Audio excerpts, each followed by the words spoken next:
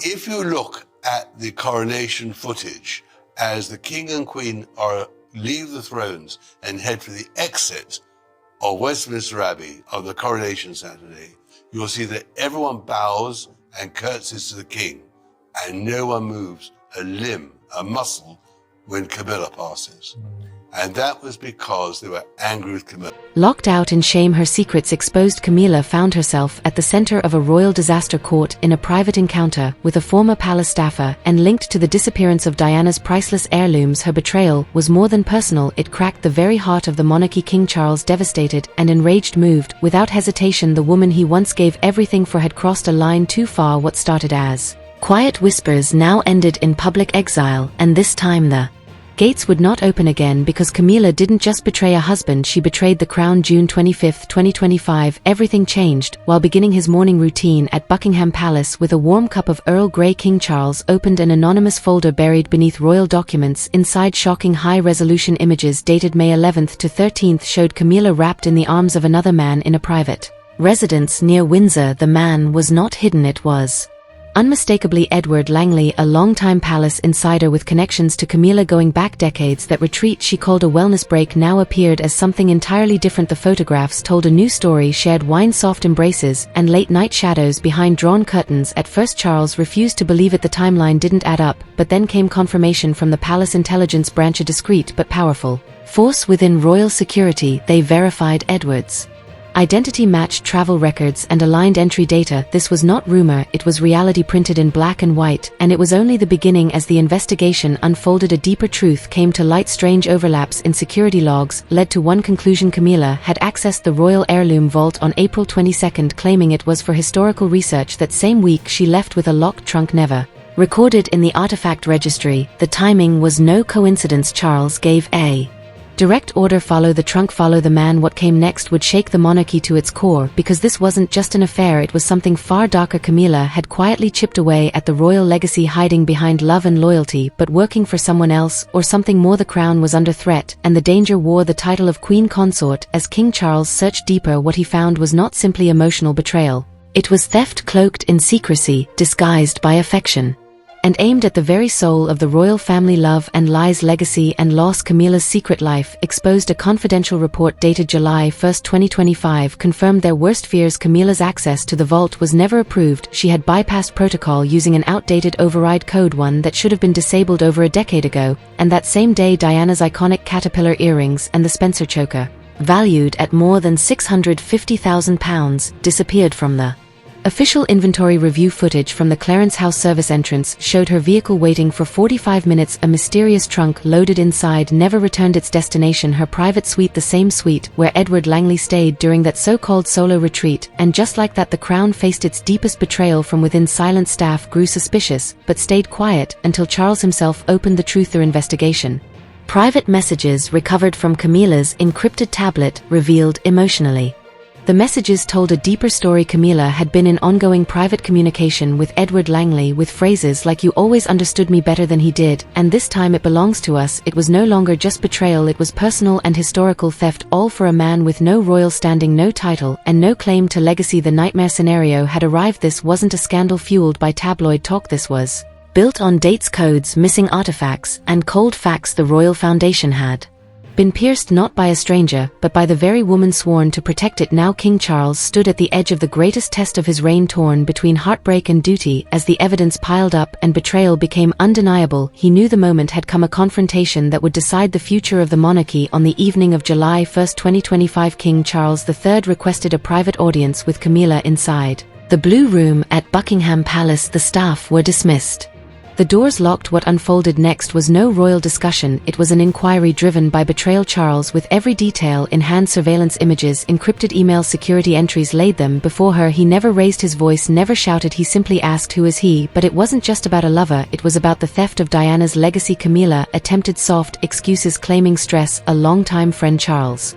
preoccupied with Parliament, but her version was full of gaps. Charles opened another File showing her vault access from April 18th to the 22nd, highlighting the exact time she signed out a deactivated override code and removed a trunk never inspected by staff. That trunk never returned, and the heirlooms inside were never seen again. He leaned in. This isn't just betrayal, it's desecration. Did you think I wouldn't notice Diana's earrings now worn by your daughter? Camilla cried, but had no answer how Diana's signature pearl earrings gifted by Qatar in 1986 ended up in her daughter's jewelry box. She claimed it was all confusion, but the harm was done. Later that night, Charles confided to aides, "She didn't just betray me, she disrespected the memory of my mother, and the woman I failed to protect." It was the final blow to a fragile trust, one already battered by decades of public scandal, from Diana's televised sorrow in 1992 to the infamous private call leak in '93 and the slow, awkward climb toward Camilla's public acceptance in the 2005 marriage. That night Charles found no sleep, staring into the fireplace, whispering the words, "Diana warned me." By 7 a.m. the next morning, he had made his decision. Camilla's privileges would be suspended within 48 hours. No more vault access, no more council briefings, no ceremonial standing. The monarchy was done covering for her, but someone else had been silently watching, and she was ready to act. That someone was princess and the role of a daughter in a growing storm. On June 29, 2025, a modest royal luncheon was held at Buckingham Palace to honor Princess Charlotte's charity milestone. Just 32 guests, mostly family and trusted aides. Among them was Catherine, who arrived wearing a soft blue dress once worn by Diana in 1995. But what caught her eye was not the dress, it was Laura Lopez, Camilla's daughter, seated near the north window, her ears sparkling with a striking pair of pearl drop earrings, 3 pearls in a row tipped in diamonds glistening in the light. Catherine stared and did not look away. Within minutes she sent for the Windsor heirloom catalogue. The match was immediate. Qatar 1986, a royal state gift, last worn by Diana at the London Opera and last recorded in palace inventory in March 2023, scheduled to be passed to Charlotte on her 18th birthday in 2043. Catherine made no scene, she simply waited until 12:42, then asked calmly in front of others, "Where did you get those earrings?" Laura stumbled, saying they were a gift from Mom, that they were hers to pass down. Catherine said nothing. She turned to the royal gemologist present due to recent alerts and handed over the earrings for immediate inspection. By 1 p.m. it was confirmed they were the originals. The fallout was swift. William arrived just after 10 that night. Catherine whispered a single word to him, confirmed. The silence in the room was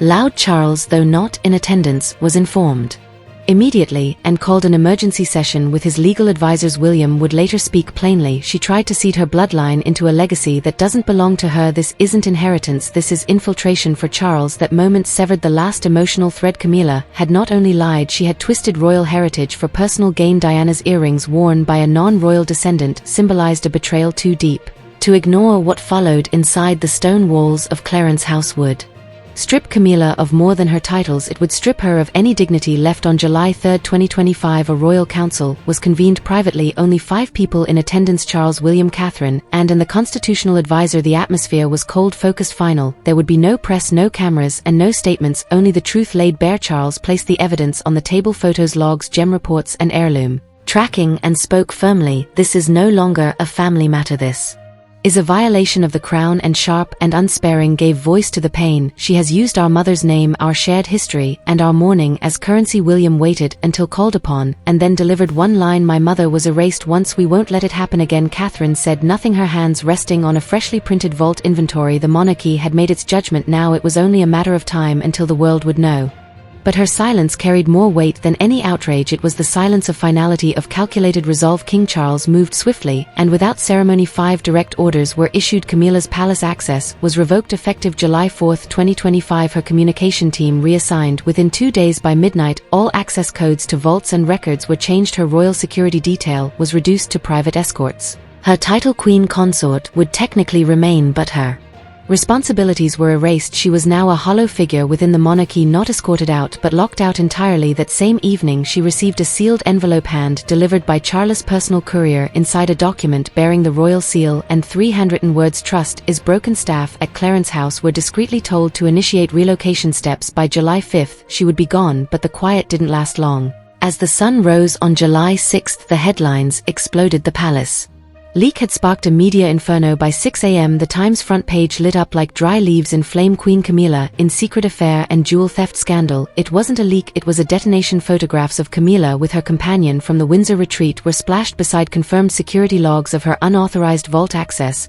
and then came the headline that sent shockwaves: "Legacy betrayed, Diana's jewels found on Camilla's Daughter social media erupted within moments. Hashtags like cheating queen, Archdiana deserved better, and not my queen surged across Twitter, TikTok, and Instagram. In over 90 countries, a viral video comparing Laura Lopez wearing Diana's Qatar earrings to vintage footage of Diana herself drew massive outrage. One comment alone received 4.7 million views in just 12 hours. This was no longer about betrayal, it was about the erasure of memory, the rewriting of royal history. Palace insiders whispered to reporters that Camilla had been stripped of all formal duties as of July 4. Leaked internal emails showed aides scrambling to craft new statements and reassign staff. The BBC interrupted broadcasts to air a special report. The Queen who went too far. Tabloids responded with headlines as sharp as daggers. Legacy looted, betraying Diana twice, and Camilla's final fall. Public support collapsed. The latest YouGov polls from July 7 showed Camilla's approval rating at 21%, the lowest since 2005. Meanwhile, Catherine soared to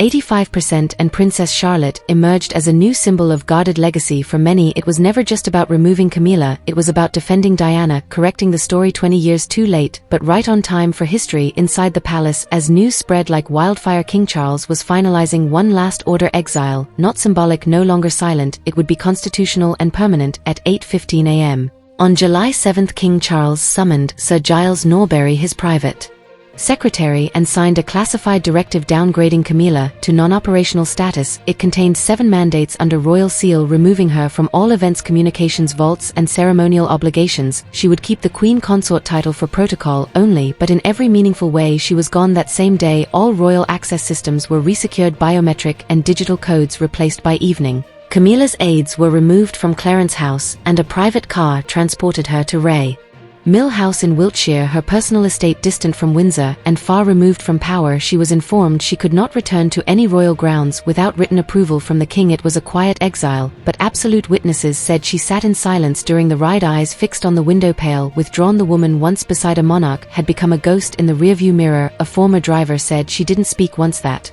entire journey. Later that day, Charles sent a personal message to senior staff: no one, not even those once loved, may rise above the crown. My duty is to legacy and to the memory of those who shaped it. The message was never made public, but insiders claim it now hangs framed beside a portrait of Queen Elizabeth II and Princess Diana, taken in 1982. With Camilla gone, the spotlight shifted to the woman who had quietly stepped in to preserve what had nearly been lost: Catherine, because the monarchy wasn't just cleaning house, it was rebuilding history. On July 8 at precisely 10:30 a.m. Princess Catherine walked into the royal vault beneath Windsor Castle, joined by Lady Eleanor Moore, the Crown Archivist. Together they began the delicate process of revalidating every artifact tied to Diana, from the 1981 Spencer choker to the sapphire brooch of '85, and even a handwritten note Diana had left for William before her death in 1997. The security system was reset, only 2 could access it: Catherine and the future steward of Charlotte's line. As the final drawer closed, Catherine placed a single envelope inside. On it, in soft cursive, it read: "For Charlotte, in strength and memory, love, Mommy." Those words were more than motherly, they were royal. Staff present described the scene as quiet yet monumental. It was not about titles or news coverage, it was about restoring what Camilla had tried to rewrite. That same afternoon, Kensington Palace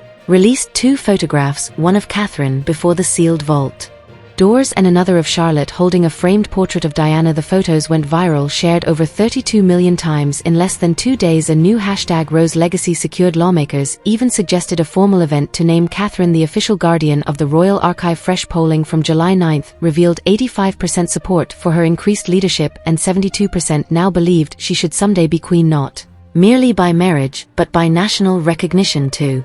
The public, the monarchy had rediscovered its conscience, rooted in Diana's grace, reflected through Charlotte, and protected by Catherine's unshakable honor.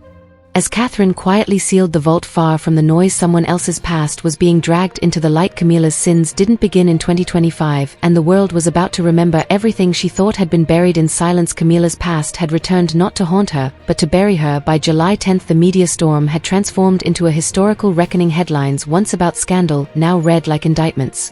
Biographers and journalists reopened decades of secrets, starting with the infamous 1993 phone tapes, when Charles and Camilla's private words leaked to the public, humiliating the crown and confirming an affair, while Diana still wore the ring. What once divided opinion now united outrage, because theft, infidelity and manipulation reframed the past through sharper eyes, and those eyes had no mercy. Soon came scrutiny of Camilla's vault visits in 2017 and 2021, once seen as ceremonial, now questioned by former insiders who told of Undocumented removals, falsified heirloom reports. Financial experts traced these visits to missing Victorian brooches and Georgian sapphire cufflinks discreetly auctioned in Geneva under aliases. In 2022, the pattern was undeniable. This wasn't a single betrayal, it was a history of betrayal. Even Camilla's allies began to vanish. The royal PR firm that protected her image since 2005 ended there. Contract publishers shelved her upcoming memoir. Long trusted staff requested transfers. Her family disappeared from public view, facing separate financial audits. Their influence collapsed like a paper crown, but the most devastating blow came quietly from within the palace. On July 12, Camilla's royal profile was deleted from the official website. No announcement, no warning, no reason, just gone. Archived versions still showed her beside Charles, beaming in pearls, now replaced by silence. Her image removed from royal history. Camilla hadn't simply fallen from grace, she had been erased from legacy. While Camilla faded, another woman stepped forward, not with noise but with grace, with loyalty and quiet resilience. The people saw clearly who the crown belonged to. The morning of July 13, Catherine and Charlotte visited a children's literacy charity. No press, no jewels, no headlines, just a mother and daughter hand in hand, surrounded by stories and laughter. Within hours, the photo became the most shared royal image of the year. 40 million views in a single day. The message was clear: the monarchy was healing, and Catherine was its future. Tabloids roared with headlines: "The crown is safe again." Charlotte's guardian Kate. The great broadcasters aired retrospectives comparing Diana's warmth to Catherine's rising influence. The Telegraph published a call to elevate her title. What could be stripped in shame, they argued, could be granted in honor, and the public agreed. A YouGov poll on July 14 showed 72% believed Catherine should be crowned not just by marriage but by merit. Inside the palace, changes had already begun. Charles, heartbroken and silent since July 4, had not spoken to Camilla. Aides confirmed he was restructuring the royal succession to protect Catherine's role and began reforming heirloom protocols. William prepared to assume more ceremonial duties. By 2026, the crown was not weakened, it was reforged, cleaner, stronger, more transparent. Camilla now lived alone in Ray Mill House, her name scrubbed from every registry, her presence absent from every ceremony, her legacy rewritten by disgrace. Her children faced collapsing ventures and frozen accounts, their names dragged across headlines, not just as heirs but as echoes of scandal. In the end, she wasn't just found guilty of betrayal, she was found guilty of distorting history. And though the palace remained silent, the people had spoken in their hearts. Catherine was already queen, and so Camilla's story ended not in grace but in ruin. Once whispered about behind velvet drapes, she had risen against the odds, only to be cast out, not by gossip, not by headlines, but by the man who once broke tradition to love her. King Charles, faced with a choice between heartbreak and heritage, chose the crown, chose duty, chose to preserve what remained of Diana's legacy. Camilla's downfall was not a fall, it was a collapse, a quiet explosion. Decades in the making. The photos, the missing heirlooms, the fake retreats, the forged records, every thread told the same story: betrayal layered over betrayal. And when the truth emerged, not even her title could shield her. She wasn't just exiled, she was erased. Meanwhile, from the ruins, something stronger rose. Catherine, without vengeance, without spectacle, stepped forward with dignity to secure Diana's legacy, to protect Charlotte's inheritance, and to remind the world that royalty still meant honor. And the people responded in their voices, in their votes, in their hearts. They crowned her not just in spirit but in truth, the queen they trusted, the queen they had always waited for. Now Camilla walks alone through Wiltshire Gardens, far from power, far from legacy, the ghosts of what might have been following her every step. Memories she cannot change, doors she cannot reopen. History looked her in the eye, and this time it did not flinch. The monarchy stands not broken but renewed, because Camilla forgot one simple truth: titles can be handed out, but legacy, loyalty and trust must be earned, and once shattered, they rarely return. And in the end, she lost everything she tried to take. And Catherine, she never asked for the crown, she simply earned it by standing still when the palace shook. And now the world knows who the true queen is.